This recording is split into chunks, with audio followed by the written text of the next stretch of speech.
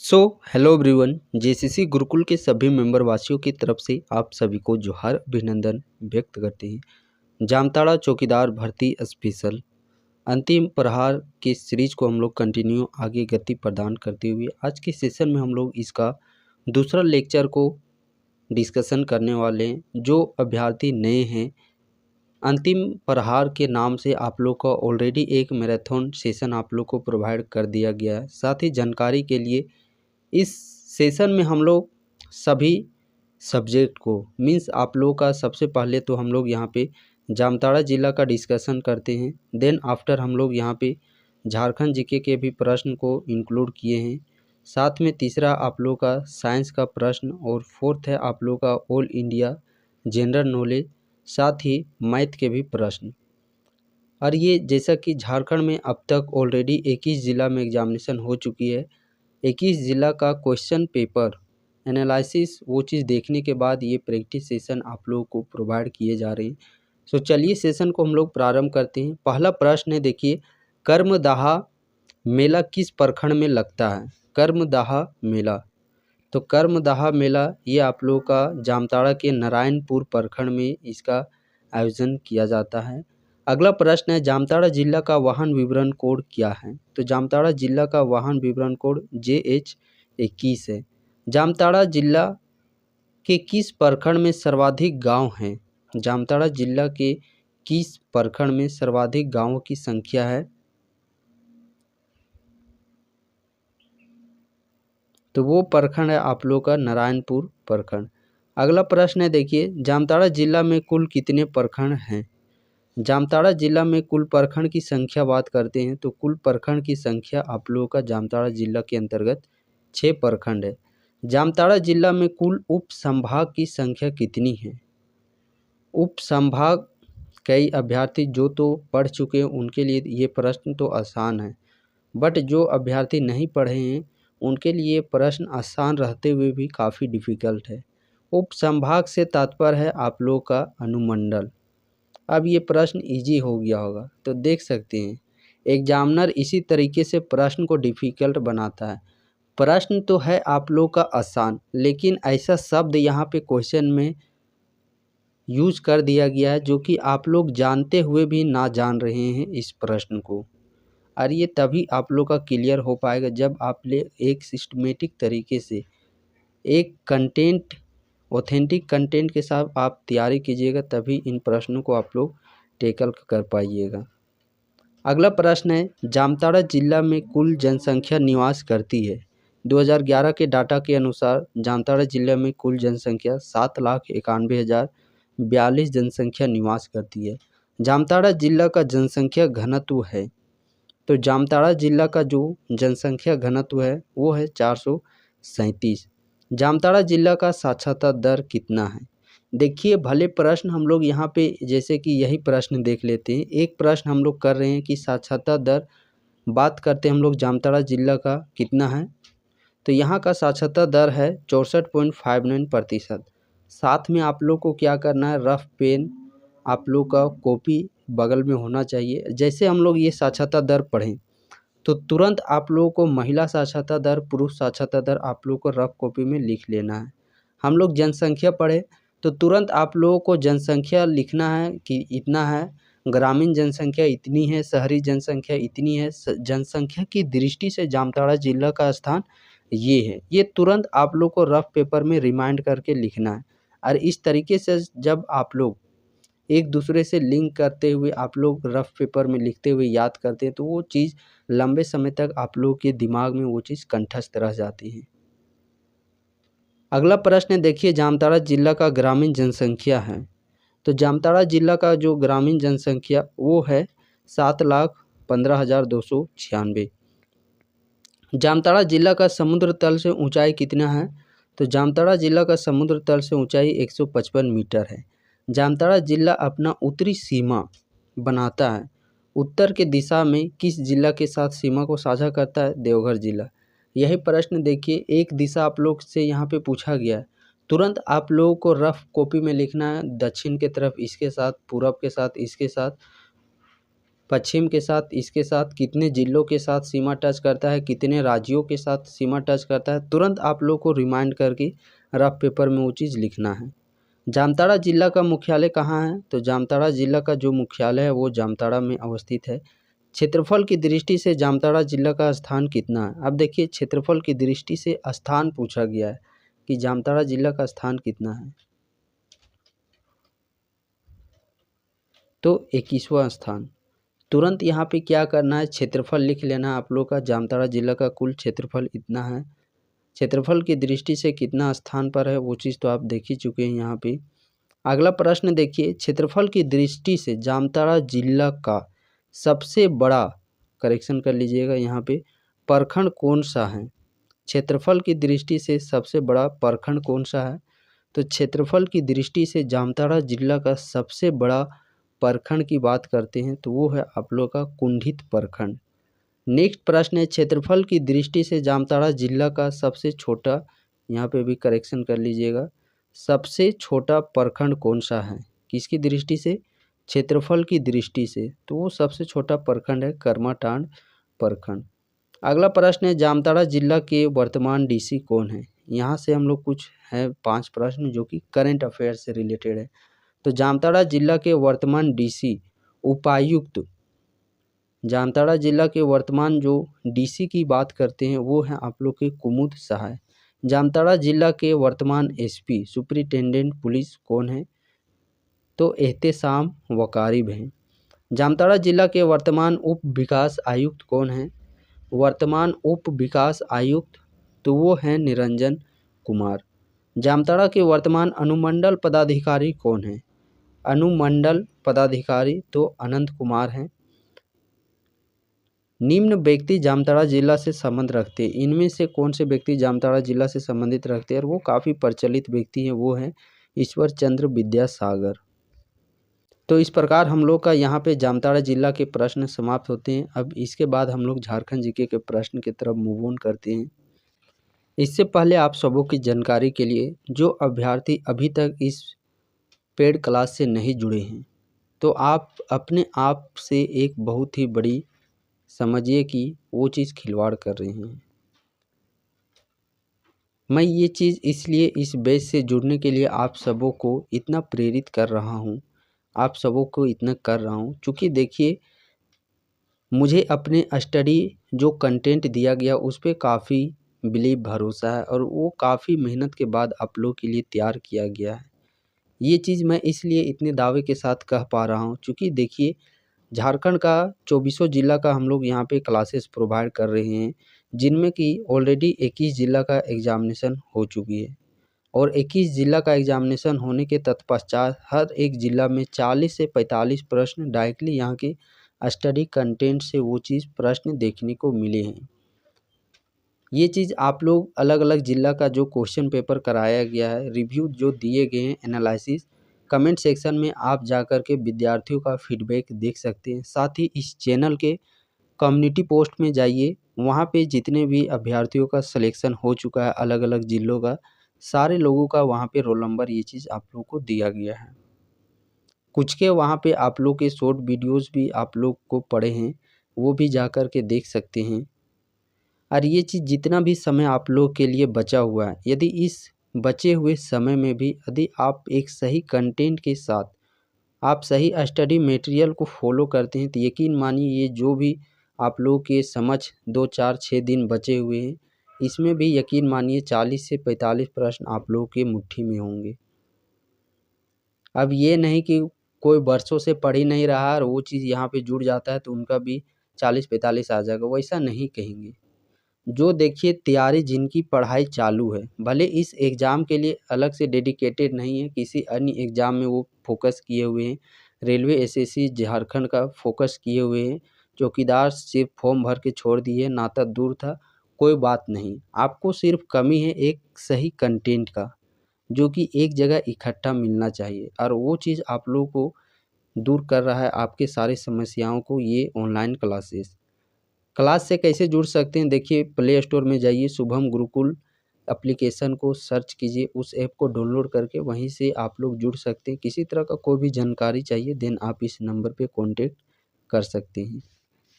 यहाँ से हमारे झारखंड जीके के प्रश्न प्रारंभ होते हैं। पहला प्रश्न है, पारसनाथ पहाड़ी की ऊंचाई कितनी है? पारसनाथ पहाड़ी की ऊंचाई बात करते हैं तो वो है 4480 फीट। पारसनाथ पहाड़ी से जुड़ा हुआ हर एक जिला में एक प्रश्न पूछा ही जा रहा है, तो पारसनाथ पहाड़ी को आप लोग अच्छे से याद कर लीजिएगा। सबसे पहले इसका ऊंचाई जो कि 4480 फीट है, मीटर में पूछा जाता है तो 1365 आप लोग टिक आउट कीजिएगा। किस जिला में? तो गिरिडीह जिला में अवस्थित है, टिक कीजिएगा। बराकर नदी के तट पर किनारे अवस्थित है, टिक कीजिएगा। इसे ही आप लोग का समेत शिखर के नाम से भी जाना जाता है। ये भी प्रश्न में आप लोग का कई बार पूछा गया है कि किस नाम से जाना जाता है, तो समेत शिखर के नाम से जाना जाता है। साथ ही ये जैन धर्म के लिए ये काफ़ी प्रचलित है। कौन सा धर्म? तो जैन धर्म। ये भी प्रश्न में काफ़ी बार पूछा गया है। अगला प्रश्न है, देखिए, दामोदर घाटी निगम की स्थापना कब हुई थी? दामोदर घाटी निगम की स्थापना 1948 ईस्वी में हुई थी। इसके अंतर्गत कुल बांधों की संख्या 8 है। इनमें से कौन सा स्थान झारखंड में तांबे की खानों के लिए प्रचलित है? तांबा के खान के लिए प्रचलित है आप लोग का घाटशिला क्षेत्र। भूमिज विद्रोह के नेता कौन थे? तो भूमिज विद्रोह के नेता, भूमिज विद्रोह ये आप लोग का 1832-33 ईस्वी की घटना है। इसके प्रणेता थे गंगा नारायण सिंह। झारखंड के उत्तर में कौन सा राज्य अवस्थित है? कौन सा दिशा में? उत्तर। तो उत्तर दिशा में बिहार राज्य है। ब्रिटिश सरकार ने किस वर्ष छोटा नागपुर काश्तकारी अधिनियम पेश किया? छोटा नागपुर, जिसे हम लोग CNT के नाम से भी जानते हैं, तो इसे पारित किया गया 1908 ईस्वी में। बात करते हैं SPT एक्ट की। SPT मीन्स संथाल परगना काश्तकारी अधिनियम। इसे पारित किया गया 1949 ईस्वी में। झारखंड में निम्नलिखित में से कौन से जगह को सिटी ऑफ वाटरफॉल्स, जलप्रपातों का शहर के नाम से जाना जाता है? तो रांची को। तोपचांची झील झारखंड के निम्नलिखित जिलों में से कौन से जिले में अवस्थित है? तोपचांची धनबाद जिला में अवस्थित है तोपचांची झील। तोपचांची अभ्यारण्य भी यहाँ पे आप लोग का अवस्थित है। इसी के मध्य में एक हरी पहाड़ी जो कि काफ़ी एक प्रचलित पर्यटक स्थल है। झारखंड के जमशेदपुर क्षेत्र में निम्न में से कौन सी नदियों का संगम होता है? जमशेदपुर, जिसे हम लोग साक्षी के नाम से भी जानते हैं, तो जमशेदपुर ये खरगय और स्वर्णरेखा नदी के संगम के तट पर अवस्थित है। बात करते हैं हम लोग दामोदर और भैरवी, इन दोनों नदियों के संगम पर रजरप्पा जलप्रपात, रजरप्पा जो कि छिन्नमस्तिके के मंदिर अवस्थित है, रामगढ़ जिला में अवस्थित है। कौन सा शहर झारखंड की सांस्कृतिक राजधानी के रूप में जाना जाता है? तो देवघर जिला को झारखंड की सांस्कृतिक राजधानी के रूप में जाना जाता है। झारखंड का आधिकारिक राज्य पुष्प कौन सा है? और ये काफ़ी आप लोग का अभी चर्चा में भी, ये होली का त्यौहार में भी रहा होगा, तो वो पुष्प है आप लोग का पलाश पुष्प। पलाश पुष्प को आप जब गर्म करके भाप दे के उसको बनाइएगा कलर, तो वो उसका जो कलर है वो काफ़ी अच्छा होता है। अच्छा मीन्स वो लंबे समय तक भी वो चीज़ आप लोगों का छूटता नहीं है। यही तो वसूल है प्रकृति का, जो चीज़ होता है एकदम रियल फैक्ट होता है। और ये जो प्रश्न भी आप लोग इस सेशन में देख रहे हैं, देखिए 21 जिला में एग्ज़ाम हो चुका है। हर एक प्रश्न किसी न किसी जिला में पूछा गया है। साथ ही आने वाले एग्जामिनेशन के लिए ये काफ़ी इम्पोर्टेंट है। वैसे ही प्रश्न इस सेशन में आप लोगों को लाए गए हैं। और परम पिता परमेश्वर से बस मैं यही प्रार्थना करता हूँ कि जिस प्रकार होली के त्यौहार आप लोग अलग अलग रंगों के साथ आप लोग खेले होंगे, खेले तो आप लोग नहीं होंगे चूँकि आप लोग का एग्ज़ाम का प्रेशर भी काफ़ी आप लोग के ऊपर में था। लेकिन हाँ, आने वाले समय में यदि आप लोग अच्छे से तैयारी कर रहे हैं, आप लोग पूरे ईमानदारी के साथ, देखिए ईमानदार होना अपने काम के प्रति एक बहुत ही अच्छी पहल है। जब तक आप अपने काम के प्रति ईमानदार नहीं होइएगा तब तक आप लोग को सफलता नहीं मिलेगी। सिर्फ आप दिखावे के लिए वो चीज़ कर रहे हैं कि जब को आपको देखता है उस समय आप कॉपी किताब पेन पकड़ कर के बैठ जाते हैं और सोचते हैं कि सामने वालों को हम लोग दिखा देंगे कि हम पढ़ते रहते हैं। तो ये खुद से आप लोगों का ये ईमानदारी नहीं है। और ये जब खुद से इस तरीके का आप लोग खिलवाड़ करते रहिएगा तो कभी सफलता मिलने वाली नहीं। भले आप लोग को लोग देखे चाहे नहीं देखें, अंधेरा में पढ़िए, कमरे को बंद करके पढ़िए। किसी को दिखावा में वो चीज़ नहीं जाना है। और जब किसी को दिखावे के लिए नहीं, पूरे ईमानदारी के लिए आप लोग पढ़िएगा तो निश्चिंत आप लोग को सफलता अवश्य मिलेगी। अगला प्रश्न देखिए, मयूराक्षी नदी का उद्गम कहाँ स्थित है? तो मयूराक्षी नदी ये त्रिकुट पहाड़ी ये देवघर जिला में अवस्थित है। तो मयूराक्षी नदी का उद्गम त्रिकुट पहाड़ी से ही होता है। मयूराक्षी नदी, इसी नदी के तट पर हिजला मेला जो कि दुमका जिला में आप लोग का लगता है। दुधवा पहाड़ी, यहाँ पे ब्राह्मणी नदी का उद्गम होता है, ये दुमका जिला से ही होता है। सरवत पहाड़ी, झारखंड का जो सबसे ऊंचा चोटी वो तो समेत शिखर पारसनाथ पहाड़ी है। दूसरा सबसे ऊंचा चोटी ये सरवत पहाड़ी है आप लोगों का। अगला प्रश्न है, झारखंड की प्रसिद्ध छठ पूजा किस देवता की आराधना के लिए की जाती है? छठ पूजा तो सूर्य देवता की आराधना के लिए। मंगोलिया पॉइंट किस स्थान पर अवस्थित है? मंगोलिया नेतरहाट में अवस्थित है। निम्न मंदिर रांची जिला में अवस्थित है। तो मदन मोहन मंदिर रांची जिला में अवस्थित है। बैद्यनाथ मंदिर जो कि 51 शक्तिपीठों में से एक, 51 शक्तिपीठों में से एक और 12 ज्योतिर्लिंगों में से एक माना जाता है, देवघर जिला में अवस्थित है। अंतिम संस्कार के लिए ये काफ़ी विख्यात है। बासुकीनाथ धाम, लोगों का ये चीज़ कहना भी है और हमने अपने बुजुर्गों से ये चीज़ सुना भी है कि जो भी व्यक्ति बैद्यनाथ मंदिर, बाबा बैद्यनाथ देवघर जाते हैं तो वो बासुकीनाथ भी वो लोग जाते ही जाते हैं। टांगीनाथ ये आप लोग का गुमला में अवस्थित है। बेतला राष्ट्रीय उद्यान किस जिले में अवस्थित है? बेतला राष्ट्रीय उद्यान लातेहार जिला में, और ये झारखंड का एकमात्र राष्ट्रीय उद्यान है। निम्नलिखित में से किस शहर को थाउजेंड गार्डन, हजार बागों का शहर, तो हजारीबाग जिला को। झारखंड में एक लोकप्रिय मार्शियल नृत्य कौन सी है? तो वो नृत्य है पाइका नृत्य जो कि धनबाद जिला में काफ़ी प्रचलित है। सारंडा वन मुख्यतः झारखंड के किस जिले में स्थित है? सारंडा वन तो पश्चिमी सिंहभूम। बिरहोर का शाब्दिक अर्थ क्या है? बिरहोर तो बिरहोर ये जनजाति भी है, तो जंगल का आदमी इससे तात्पर्य है। झारखंड के किस स्थान पर मालूटी मंदिर अवस्थित है? मालूटी मंदिर तो दुमका जिला में अवस्थित है। किस त्यौहार के दौरान गांव के पुजारी गांव के हर गांव की छत पर साल के फूल रखते हैं? तो वो त्यौहार होता है सरहुल। सरहुल त्यौहार आदिवासियों का ये काफ़ी सबसे प्रचलित त्यौहार है सरहुल, जिसमें साल वृक्ष का जो आप लोग का फूल होता है, नए फूल आने की खुशी में इस पर्व को मनाया जाता है।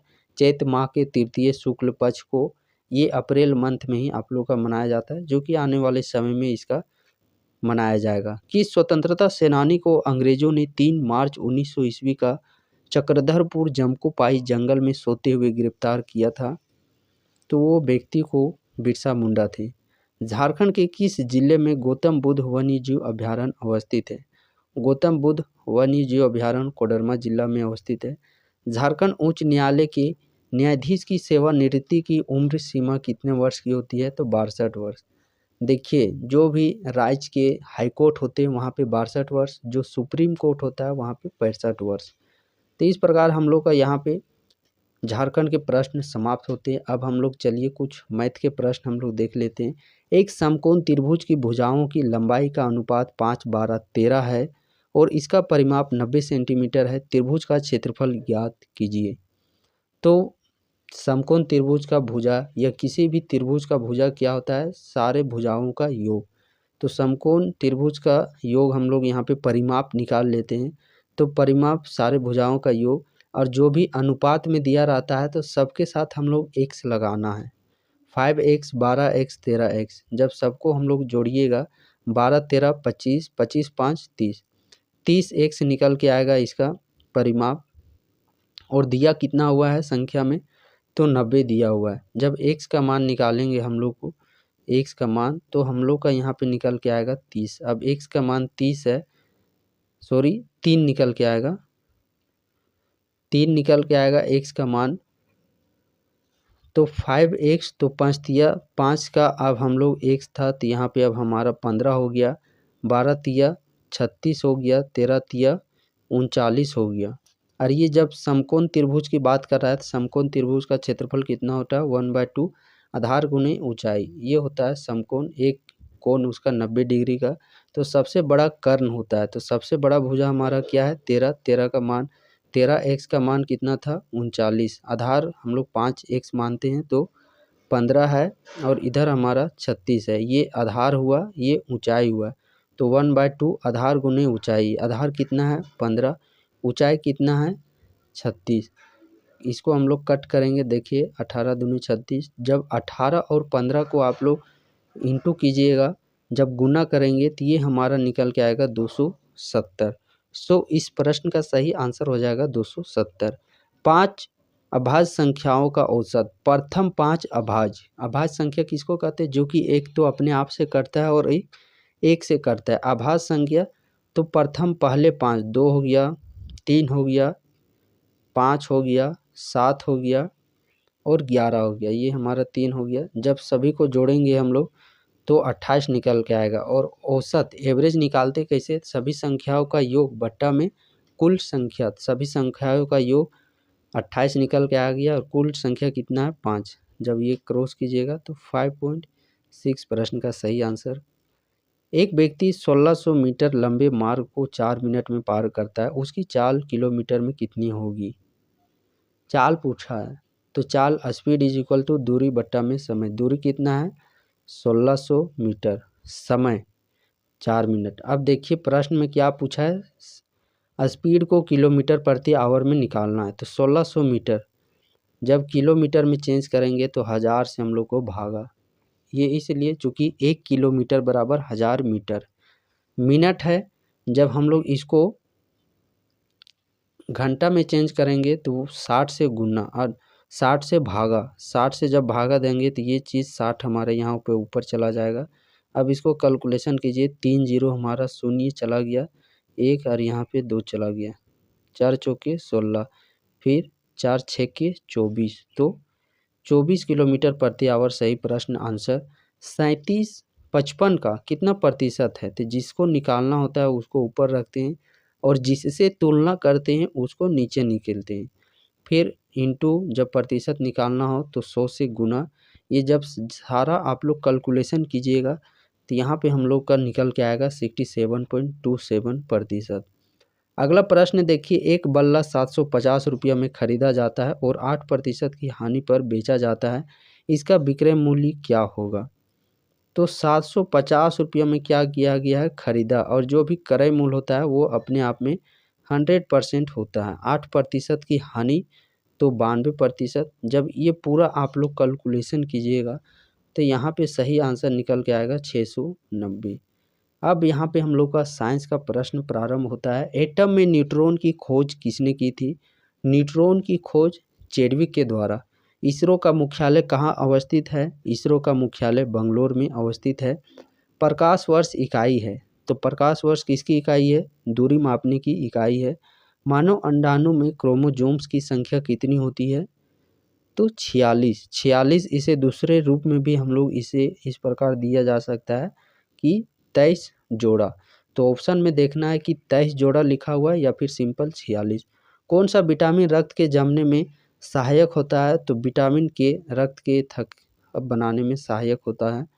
निम्न में से किसमें विटामिन सी सबसे अधिक पाया जाता है। आंवला में, संतरा में और नींबू, इन तीनों में विटामिन तो पाया जाता है, बट विटामिन सी सबसे ज़्यादा किसमें, तो आंवला में पाया जाता है सर्वाधिक। चंद्र ग्रहण कब लगता है। चंद्र ग्रहण कब लगता है, जब चंद्रमा सूर्य के बीच में पृथ्वी आ जाती है। गैल्वेनाइज्ड लोहा बनाने के लिए लोहे पर किसका लेप किया जाता है, तो जिंक, जस्ता का लेप किया जाता है। हीरा क्यों चमकता है, तो हीरे के चमकने के पीछे का मुख्य कारण होता है पूर्ण यांत्रिक परावर्तन, टोटल इंटरनल रिफ्लेक्शन। डायबिटीज़ किस हार्मोन्स की कमी से होता है। डायबिटीज़ शुगर पेशेंट लोग होते हैं वो इंसुलिन की कमी, इंसुलिन हार्मोन की कमी के कारण डायबिटीज़ शुगर बीमारी हो जाती है। देखिए यहाँ से साइंस का प्रश्न समाप्त होता है। अब आखिरी बचा हम लोगों का सेक्शन, वो है ऑल इंडिया जीके। तो चलिए इसे भी हम लोग देख ही लेते हैं। संविधान सभा का संवैधानिक सलाहकार किसे नियुक्त किया गया था, तो डॉक्टर BN राव को। राष्ट्रपति पर महाभियोग का आरोप संसद के किस सदन द्वारा लगाया जा सकता है? तो संसद के किसी भी सदन के द्वारा। किसी भी सदन मीन्स दोनों सदन द्वारा, लोकसभा और राज्यसभा दोनों सदन के द्वारा। भारत की राष्ट्रीय आय की गणना होती है, भारत के राष्ट्रीय आय की गणना केंद्रीय सांख्यिकी संगठन के द्वारा किया जाता है। अगला प्रश्न है, भारत के उपराष्ट्रपति का निर्वाचन होता है। भारत के उपराष्ट्रपति तो सांसद के दोनों सदनों द्वारा।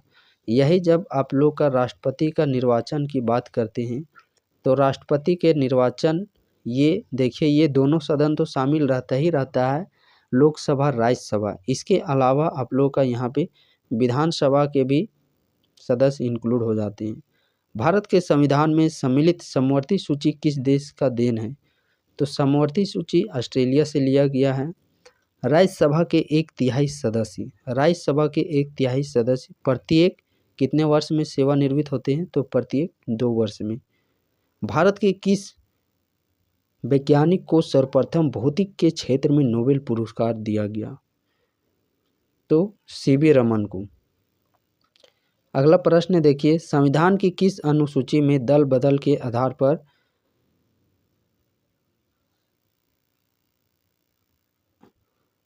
आयोग घोषित होने संबंधी प्रावधान दिए गए हैं? तो वो अनुसूची है आप लोगों का 10वां अनुसूची। नेक्स्ट प्रश्न, कौन सा संविधान संशोधन अपने आप में इतना विस्तृत था जिसे एक लघु उपन्यास कहा गया? लघु उपन्यास का संज्ञा दिया गया, वो है 42वां संविधान संशोधन। पंचायती राज को किस संशोधन अधिनियम के संवैधानिक दर्जा प्राप्त हुआ? पंचायती राज अधिनियम को। तो ये है 73वां संविधान संशोधन। तो इस प्रकार हम लोग का अंतिम प्रहार का ये दूसरा मैराथन हम लोग का यहाँ पे समाप्त हुआ। और देखिए एग्जामिनेशन डेट को लेकर के, जैसा कि आप सबों को पता होगा 17 मार्च को ही आप लोग का एक्सेप्ट रिजेक्शन लिस्ट जारी होने की संभावित तिथि बताई गई थी, बट 17 मार्च को वो जारी नहीं किया गया। वो इसलिए चूँकि देखिए बीच में जो आप लोग का ये होली फेस्टिवल रहा, जिस भी होली फेस्टिवल हो जाने के कारण 2-3 दिन आप लोग कार्यालय सारे अधिकारी इस पर काम पर पेंडिंग पड़ा हुआ था। अब चूँकि कार्यालय आप लोग का खुल चुका है, आप लोग का समरणालय, तो फिर से पुनः एक्टिव आप लोग का ये सारा प्रोसेस होने लगा है। और ये चीज़ कहीं ना कहीं जब यहाँ पे देखिए 1 दिन का डिले हो गया आप लोग का रिजेक्शन लिस्ट में, तो ये संभावना हम लोग में भी ये पॉसिबल हो सकता है कि एग्जामिनेशन डेट आप लोग का और कुछ दिन आगे एक्सटेंड हो। ये कोई कंफर्म नहीं है कि एक्सटेंड होगा ही होगा, लेकिन आप लोग अभी तक तैयारी 23 मार्च को ही मान के करना है। आगे जैसे ही एग्ज़ाम डेट बढ़ता है तो उसका तुरंत आप लोग को अपडेट इस चैनल के माध्यम से कर दिया जाएगा। फ़िलहाल जितना भी समय बचा है आप लोगों का, अच्छे से अपने पढ़ाई पर और अपने रनिंग दोनों पर आप लोग को अभी इस समय में काम करना है। होली के समय में भले आप जो भी मौज मस्ती किए, वो चीज़ बात की बात है, वो भी जीवन का एक पार्ट है, वो चीज़ भी करना ज़रूरी था। अब जो हुआ सो हुआ, आप उसके रिग्रेट में नहीं करना है कि हम 2-3 दिन समय बर्बाद कर दिए होली में। होली त्यौहार अभी ही आना था, काश हम लोगों का एग्ज़ाम हो जाता उसके बाद आता। तो ये तरह तरह की आप लोगों का असमंजस दिमाग में तरह तरह की बातें आएंगी, तो इन बातों को आप लोग को इग्नोर करना है। जो भी समय बचा हुआ है अच्छे से यूटिलाइज़ कीजिए, निश्चिंत आप लोगों को सफलता अवश्य मिलेगी। और जैसे भी एग्ज़ाम डेट का नोटिस कुछ अपडेट आता है तुरंत आप लोग को इन्फॉर्म कर दिया जाएगा। फिलहाल इस अंतिम प्रहार सीरीज जो आप लोग का अब लगातार आएगा इस चैनल पे, इसको आप लोग अंतिम क्षण पर अवश्य देख लीजिएगा। ये काफ़ी आप लोग का एग्जामिनेशन में काफ़ी यहाँ से प्रश्न डायरेक्टली एज इट इज़ देखने को मिलेंगे।